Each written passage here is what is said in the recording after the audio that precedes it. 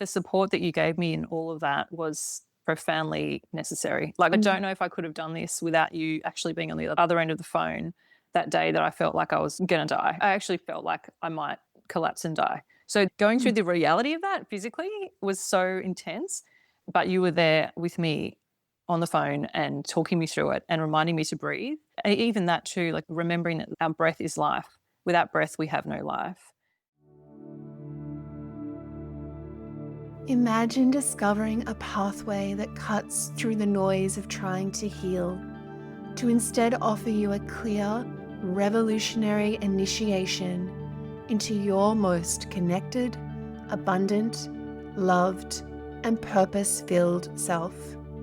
A place where your dreams transform into personal reality. I'm Allura Halliwell, founder of the Consciousness Method, and it's with deep gratitude that I connect with beautiful souls who have already experienced this transformative method firsthand. They'll share how it has profoundly changed their lives and led them into inner truth. Hello, Desanka. Welcome. I'm so happy to be here with you today. Thank you. Thanks for having me. What an amazing gift to be able to dive into, I suppose, the complexities and the nuances of this work, because I think as a whole, it's such a vast body of consciousness work, and yet it's so applicable to our daily lives in so many ways. And as someone that steps through the content and the mentorship and the understandings, I'm just really excited to dive in with you on a special aspect of the work today. And the one that I think is really potent, that I think needs a little bit of unpacking, is the energetic sovereignty piece. So, are you happy just by maybe giving us a little bit of a sort of a background of where you kind of came into this work and the awareness around your energy that came through when you began this work? Yeah, sure. I came in to the work with a level of frustration at feeling very stuck in my life in many aspects. I felt like I had a very strong idea of what I wanted my life to look like. And I was confused about how to actually get there. And I felt very frustrated at how ill equipped I felt at making my life the way I wanted it to be. I also felt at the same time quite content and happy. I liked my own company. I loved my family members, my friends, and I felt good in those relationships. But there was always this feeling of this is not quite what I had envisioned for myself, and it's not quite what I feel is available to me in my life expression. And so I'd come in having done a lot of self-help work, a lot of therapy, a lot of introspection with the support of various modalities, various therapies and approaches, namely yoga, meditation, which still help. That's just how I love to express my spiritual needs, I suppose, and feel really soothed and calm. And that always brings me back to the present moment. So I still maintain those practices. But yeah, I was approaching this with a level of confusion and frustration at why I felt so stuck and unable to move forward. Yes, yes. It's that piece, I think, where you're expressing around the question about what is that missing piece or pieces that don't enable the translation of the inner work. I think that is such a profound questioning and space to dive into. So when you began the journey then into the understanding of this consciousness and the space, do you want to share maybe one of those very like core findings or awarenesses around that energetic sovereignty and what that meant for the journey for you? Yeah, that was, I think, one of the most instantly helpful tools because I hadn't quite had an awareness of my energy and how potent it was in terms of feeling equipped to face my life and make of my life what I chose. So when you talked me through energetic self-sufficiency, energetic sovereignty, I was very confused about what that meant. But there was a very powerful, specifically practical tool in which I could breathe my energy back into my being, quite physically, quite literally. And through envisioning that, I felt instantly whole. And that wholeness changed everything. And I think that's the moment where I felt like this work is so worth it, because I knew it would be painful. I knew it would Mm. be really difficult. And I wasn't afraid of that. I definitely had resistance to that, but I wasn't afraid of it because I felt like I had done a level of that work in other ways before. But I also felt so safe because I knew that if I was holding my energy and aware of where I was putting my energy, then everything would be okay. So that I Mm. felt like was a foundation for the work to come. And it's something I consistently use, and I'm using even this morning. I've had some challenges this week and the last few weeks. And so that has been transformative in allowing me to feel back in my wholeness rather than dispersing my energy elsewhere. I think I was unaware that I was even doing that. So I thought I was very conscious in my way of living, but I was completely unconscious of how much I was expecting external factors to make me feel stable, to make me feel safe, secure, and didn't quite appreciate that actually I could allow myself to feel all of those things just by initially bringing all my energy back to myself and not relying on external factors over which I had zero control to make that feeling of safety for me. Yeah, I think that was the most profound start because it felt instantly better. I just love that expression and that development of the inner safety with your own energetic resources. And I think just the way you've expressed it is so profound because it's almost this unconscious design factor where we invest our energetic resources outside of us to try to control, survive, manipulate, work through, just basically get a level of control over what's going on around us. But what we don't realize is that when it's outside of us, we're almost becoming a victim to reality because we don't have the internal energetic resources. We are almost in that fractured, separated state. And then the baseline of us is not able to meet reality wholly. And then we're in the nervous system responses and the fear responses and the illusion responses and all the overwhelm because we're not in that centered place. So I think just that reflection is so profound. And for you, sort of on a practical level, have you sort of witnessed how that energetic reclamation also shifts the reality around you? Yes, definitely, because I think there's a release of the burden you inadvertently place on others to make you feel better, to make you feel safer. I think we do that with each other unconsciously, but I think there's an instant feeling of levity around that because if I'm able to reclaim my energy from the pressure, for example, of a relationship putting myself, if that whole lie we sold of the you complete me approach to Mm. romantic relationships, which is just, I found to be deeply inadequate and not true. I think that alleviation of that burden that you put on others to make you feel better in some way, it just takes away this pressure that I found was in my relationships that actually I wasn't really aware of. But I felt the absence of it and I felt the incoming of much more freedom of expression and joy and lightness because I didn't come in with an expectation of that person fulfilling me in some way or meeting my needs because that was my responsibility and my feelings were my responsibility at all times. So I did feel like it made me feel safer to express myself as well because I Mm. think I was holding myself back from fully participating in relationships because I was always second guessing, am I good enough? Am I loved enough? Am I being the best friend I can be? Am I being the best partner I can be? Always feeling like something was wrong with me in some way, that I wasn't fully adequate. So I Mm. think just instantly realizing actually there's nothing wrong with any of us. We're just doing the best we can at any given point and accepting myself for all the flaws that I could see in myself.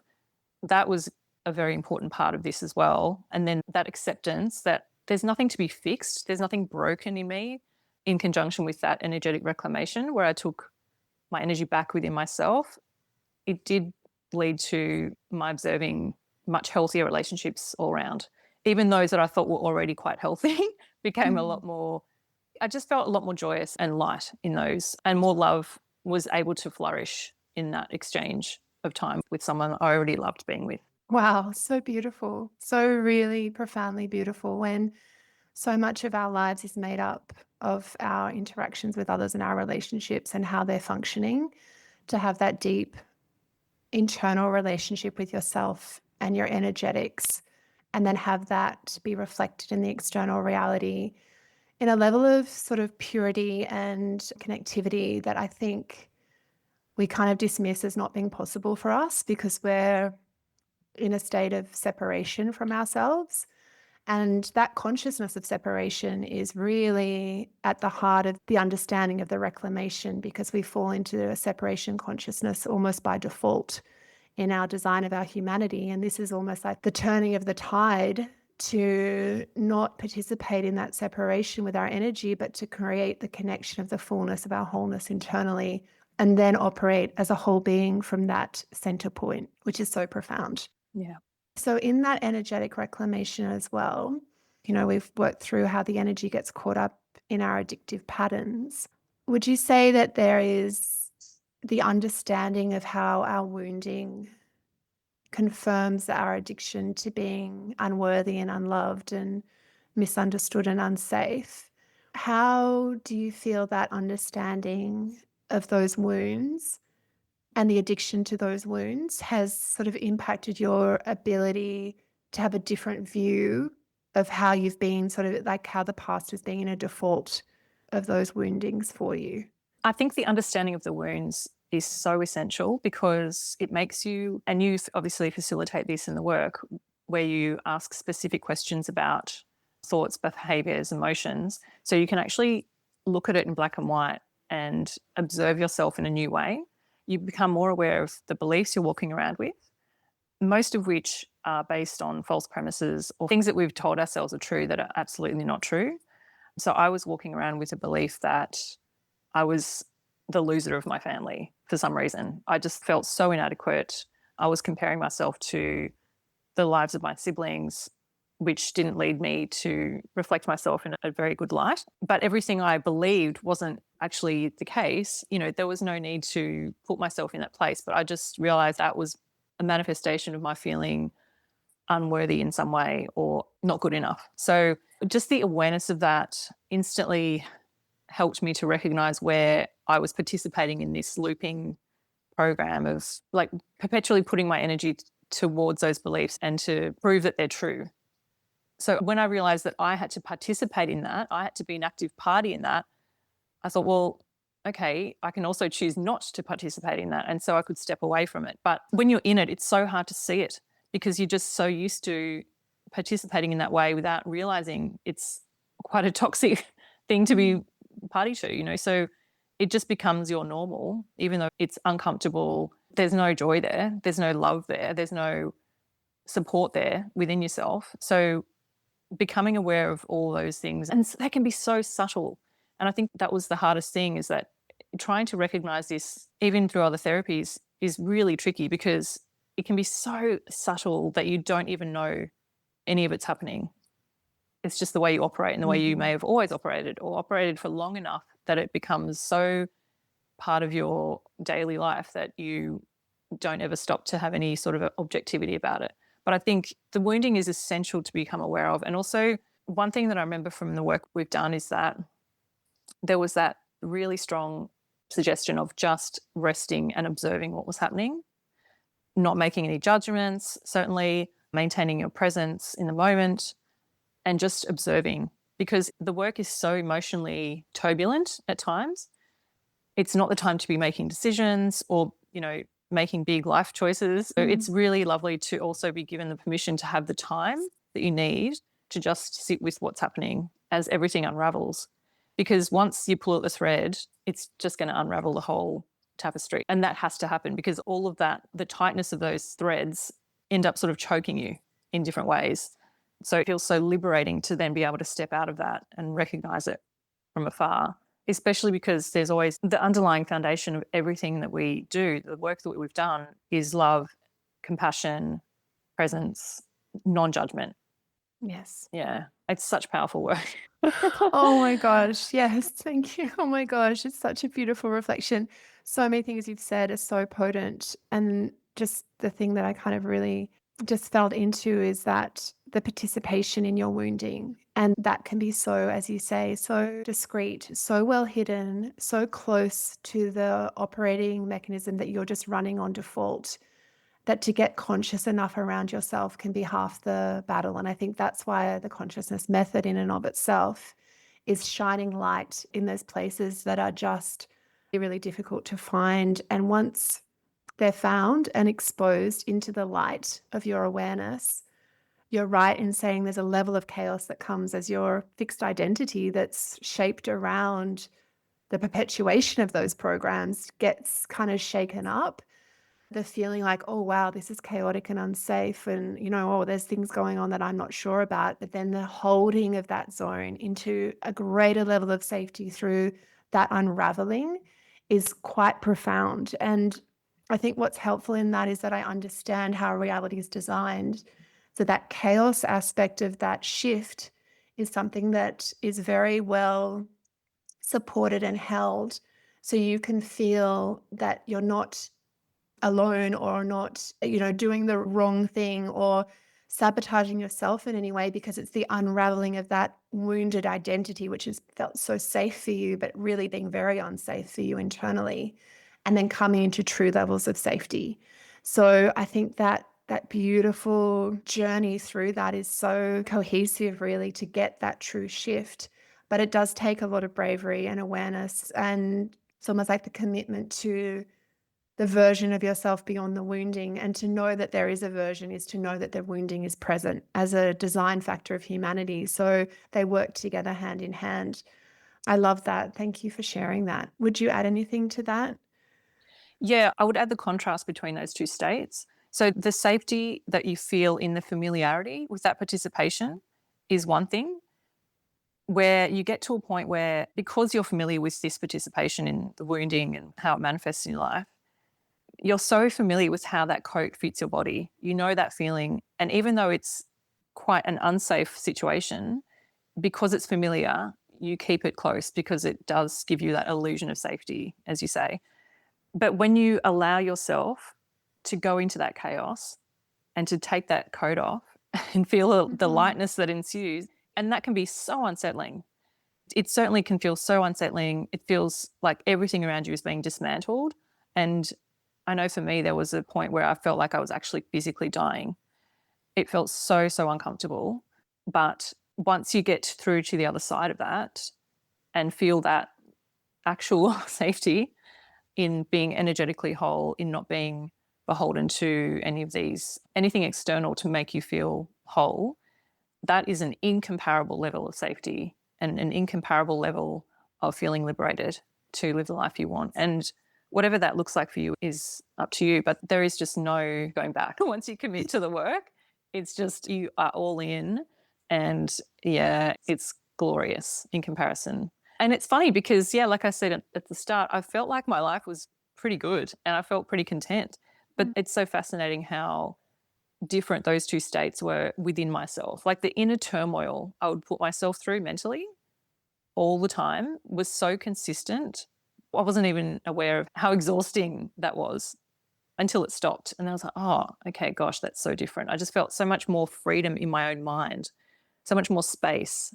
And it was like fresh air blowing through my brain. It was so soothing. And the nervous system, knowing how to soothe my nervous system, knowing how to rest in that unknown space and having that faith that, yes, there would be an identity to find within myself and a new version. It felt very exciting and it just kept propelling me forward because I knew within myself there was something more at the other side. Yeah. Oh, wow. Such a beautiful reflection. Such a profound reflection of that.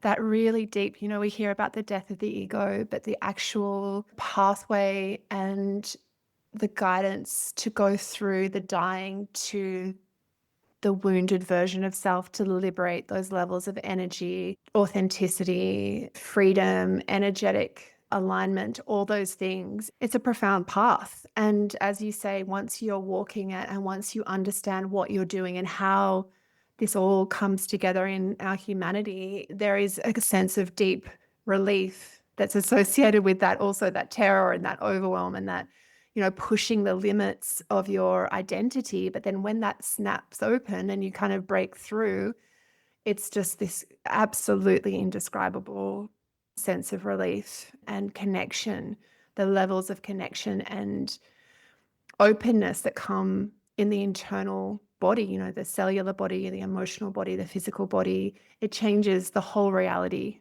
around Mm. you. So I think that's such a profound journey to step out, to come into more life. It's almost the paradox of having to die to live more.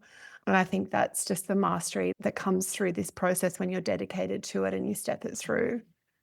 Yes, but also I would say that the support that you gave me in all of that was profoundly necessary. Like, I Mm. don't know if I could have done this without you actually being on the other end of the phone that day that I felt like I was going to die. I actually felt like I might collapse and die. So going through Mm. the reality of that physically was so intense, but you were there with me on the phone and talking me through it and reminding me to breathe. Even that too, like remembering that our breath is life. Without breath, we have no life. Going back to that extreme basic of our physical existence is so essential. And just having those tools to breathe myself into calmness, to breathe myself into soothing my nervous system in specific ways that can do that for our brain and our body. Yeah, but your support was invaluable because I think the access you give in that mentorship program is unparalleled. And I think because it's like a 24-hour support, there's that time that you give us that, like, it helped me in ways I didn't expect to, because I think because you have the daily check-ins, it kind of makes you be so much more aware of your own daily life as you go through it. It's like, oh, I have to have something to give Allura today about an observation I'm having or an awareness. So it makes you more potently aware of your own life as you're living it. And there's nothing like that presence that makes everything, all the colors are brighter. Just that presence of your own awareness is such a special gift, let alone what comes from the work you do going through that, the levels of pain and fear that you face along the way. Yeah, it's certainly transformed my entire life since I started working with Oh, you. So, yeah, I feel like there are no words to fully describe the potency of it, but it feels immense in a way because it is transformative for humanity. And I feel we're so desperate for a new way to live that's couched in love, not fear. That is absolutely where we're going and where I want to go, where many of us want to go. It's just learning how to get there, and you help facilitate that. So, yeah, it's a wonderful gift that you have mm. brought to us and the world. Oh, thank you. Such a deep honor and also such an inevitable state.